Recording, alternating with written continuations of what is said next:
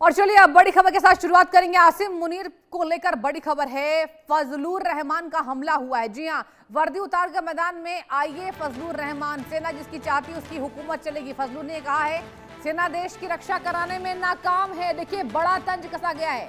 Bloch Pashtun इलाके हाथ से निकले हैं, आम लोगों को हथियार दे रही है सेना। फजलुर ने यह बड़ा कटाक्ष किया है आसिम मुनीर पर। जमीयत उलेमा इस्लाम के प्रमुख है फजलुर। पूरी खबर सुनिए।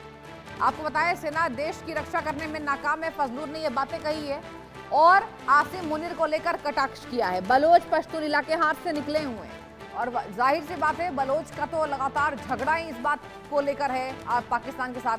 पाकिस्तान की आपको बताएं जिस तरीके से कट्टरपंथी राजनीतिक पार्टी जमीयत उलेमा ए इस्लाम फजल के प्रमुख फजलुर रहमान ने पाकिस्तान आर्मी चीफ आसिम मुनीर पर सीधा हमला कर दिया।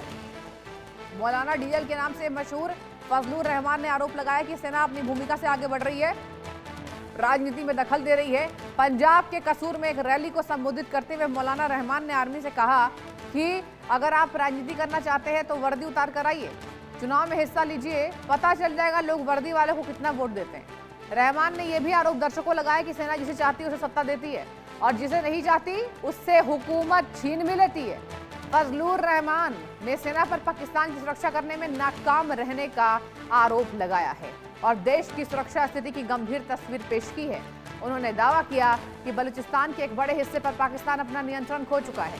उन्होंने सवाल पूछा कि देश बिखर रहा है, शासन करने वाले कहाँ हैं। मौलाना डीजल ने दावा किया है कि बलूचिस्तान से बिगड़ती सुरक्षा स्थिति अब खैबर पख्तूनख्वा तक फैल गई है। इन्होंने कहा कि हम बलूच इलाके को संभाल ही रहे थे जब पश्तून इलाके भी खून खराबे में डूबा हुआ है। हमें सिर्फ 2-3 दिनों में 50 से ज्यादा शव मिले हैं। आप सोचिए। उन्होंने सेना पर आरोप लगाया कि वह आम लोगों को हथियार उठाकर चरमपंथियों से लड़ने के लिए कह रही है, जो पीढ़ियों तक चलने वाली दुश्मनी को पैदा करेगा। यानी कि पाकिस्तान की सरकार ने आम लोगों को हथियार दे दिया। पाकिस्तान की सरकार ने ऐसे यहाँ पर देश में कलह पैदा कर दिया है जो पीढ़ियों तक चलने वाली दुश्मनी को पैदा कर सकती है। देखिए कट्टरपंथी संगठन के प्रमुख हैं फजलुर, जिन्हें यहाँ पर वर्दी उतार कर मैदान में आइए फजलुर रहमान ने ये बात कही है।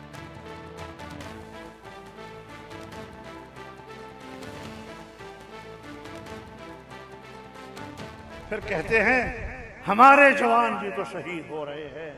ओ बाबा तेरे जवानों ने पेटी इसीलिए बांधी है, तनख्वाह इसी के ले रहे हैं कि उसने मुल्क की सलामती के लिए लड़ना है।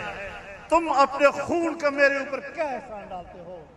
तुम मेरे खून पसीने के टैक्स से इसी बात की नहीं तो तनख्वाह ले रहे हो, लेकिन हमें कहते हो कि तुम लश्कर निकालो, तुम असलहा लेकर मुसल्लह गिरोहों के खिलाफ लड़ो।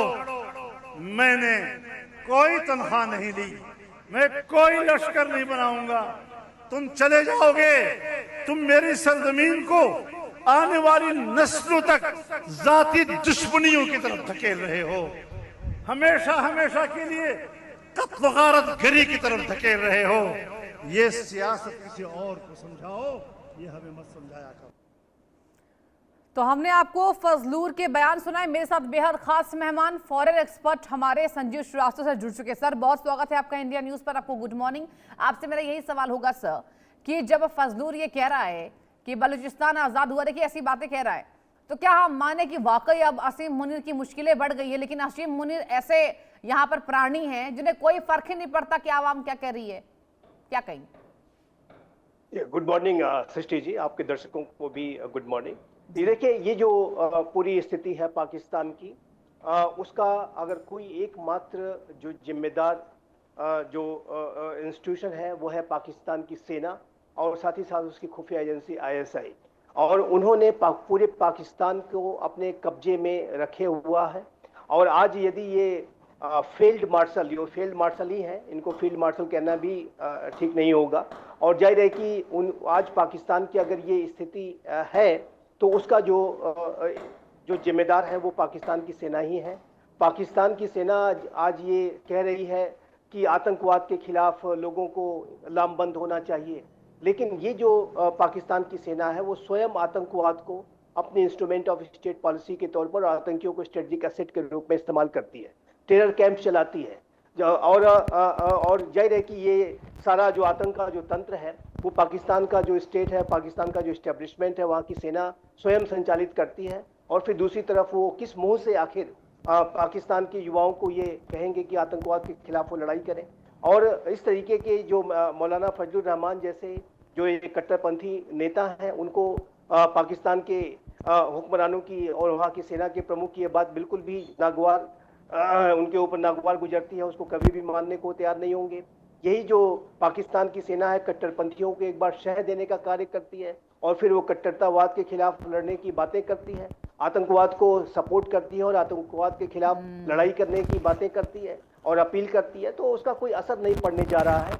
और देखिए, पाकिस्तान आतंकवाद के इस जो उसने बड़े सांप पाल रखे हैं, जो आतंकवाद का जो भस्मासुर पाकिस्तान ने स्वयं खड़ा कर रखा है, आज उसी की आग में जल रहा है। और चाहे वो तहरीक तालिबान पाकिस्तान हो, चाहे BLA BLF हो, अन्य संगठन हो, वो सभी पाकिस्तान की सेना को सीधा सीधा टारगेट करते हैं। पाकिस्तान की सेना सीधा दबाव में दिखाई देती है और कट्टरपंथी नेताओं को इस तरीके के पाकिस्तानी हुक्मरानों की अपील बिल्कुल भी अच्छी नहीं लग रही है। और यही कारण है कि मौलाना फजलुर रहमान लगातार पाकिस्तान की जनरल जो फील्ड मार्शल मुनीर हैं, उनके खिलाफ वो बयान दे रहे हैं। तो ये पाकिस्तान की कड़वी सच्चाई है। आंतरिक रूप से पाकिस्तान कई भागों में विभाजित होने की तरफ बढ़ रहा है, चाहे वो बलूच हो, चाहे वो पश्तून हो। सिंधियों में भी बहुत असंतोष है और हमारे जो अपने कश्मीरी लोग हैं जिसके ऊपर पाकिस्तान का इलीगल ऑक्यूपेशन है, वहाँ पर भी आप देखिए तो पाकिस्तान ऑक्युपाइड कश्मीर में कितने बड़े पैमाने पर प्रदर्शन हो रहे हैं। तो जिस तरीके से पाकिस्तान ने जो एक बंगाली स्पीकिंग जो मुस्लिम्स के ऊपर ईस्ट पाकिस्तान में जो बर्बरता की, अत्याचार किया, दमन किया, उसकी वजह से बांग्लादेश नामक राष्ट्र बना, उसी तरीके के जो स्थितियां हैं वो पाकिस्तान में बनती हुई दिखाई दे रही हैं। और ये पाकिस्तान का जो पंजाबी सुन्नी डोमिनेशन है, वहाँ की सेना का जो डोमिनेशन है, खुफिया एजेंसी का जो डोमिनेशन है, वो पाकिस्तान के अन्य जो आइडेंटिटीज को, चाहे वो बलूच हो, चाहे वो सिंधी हो, पश्तून हो, कश्मीरी हो, सभी को एलियनेट करता जा रहा है। सभी के अंदर असंतोष की जो ज्वाला है वो भड़कती जा रही है और ये पाकिस्तान कई भागों में विभाजित हो सकता है, ऐसी संभावनाओं को रूल आउट नहीं कर सकते और उसी तरह पाकिस्तान बढ़ रहा है। और मैं फिर से कहूँगा, इसके लिए जो फील्ड मार्शल मुनीर की जो नीतियाँ हैं, जो पाकिस्तान की सेना का जो पूरी सोच रही है, वो जिम्मेदार है। जैसा कि सृष्टि जी आप जानते हैं कि कहा जाता है कि विश्व के राष्ट्रों के पास सेनाएं होती हैं, लेकिन पाकिस्तान ऐसा देश है जिसकी की सेना के पास एक देश, और ये पाकिस्तान की सेना के कब्जे में वाला देश दिखाई देता है, जिसके ऊपर पाकिस्तान के जो ये जो सैनिक शासक हैं हर तरीके का कंट्रोल बनाए रखना चाहते हैं। लेकिन मैं फिर से कहूँगा कि उनकी जो जो उनकी दोहरी सोच है, डबल स्टैंडर्ड्स हैं, वो ज़्यादा दिन तक चलने वाले नहीं हैं। और ये जो पाकिस्तान है आने वाले समय में विघटन की तरफ बढ़ता हुआ दिखाई देता है। इसका विघटन हो सकता है, इस बात की संभावना प्रबल होती जा रही है। बिल्कुल सर, आपने बहुत अच्छी जानकारी दी। मैं आपसे एक और जानकारी ये लेना चाहूंगी कि सर, जिस तरीके से भारत भी इस बाबत नजर बनाए हुए है, और आप देखिए POK की जनता भी हल्ला बोल कर रही है और कह रही है कि भारत सरकार से पाकिस्तान को सीखना चाहिए। अब पाकिस्तान सरकार को ये बात कतई बर्दाश्त नहीं हो रही है, वो तो ये तक कह दे रही है कि POK के तमाम जैक के जो प्रदर्शनकारी हैं उन्हें सीकड़ से बांधकर पाकिस्तान से बाहर निकालेंगे। और जिस तरीके से उन्होंने हुकूमत को यहाँ पर फिर से छेड़ने की कोशिश की है, तो सर ऐसे में आपको क्या लगता है, पाकिस्तान सरकार अपनी जनता को लगातार नाराज कर रही है, आप दबाव तो बना नहीं सकते हैं, आप क्या सबको मार देंगे? जो प्रदर्शनकारी हैं उन पर गोलियां आप चला लेंगे, लेकिन जनरल डायर तो आसिम मुनीर बनते नजर आ रहे, क्या कहेंगे सर इस पर आप? जी बिल्कुल, देखिए सृष्टि जी, ये वही सोच है जो कि ईस्ट पाकिस्तान में जनरल टिक्का खान, जो कि बचर ऑफ ईस्ट पाकिस्तान के नाम से जाने जाते हैं, उस तरीके की सोच ही है पाकिस्तान की आज की सेना भी दर्शा रही है। पाकिस्तान की सेना ने अपनी गलतियों से कोई सबक नहीं सीखे और आज भी वो उसी तरीके का बर्ताव कर रही है जैसा कि उन्होंने बांग्लादेश के लोगों के विरुद्ध किया था। और जाहिर है कि उसकी वजह से बांग्लादेश के अंदर जो वहाँ के जो बंगाली स्पीकिंग मुस्लिम्स थे, उनके अंदर एक विद्रोह की जो आग लगातार भड़कती गई, लगातार वो एलियनेट फील करते थे और इसका परिणाम ये हुआ कि बांग्लादेश अलग राष्ट्र बना।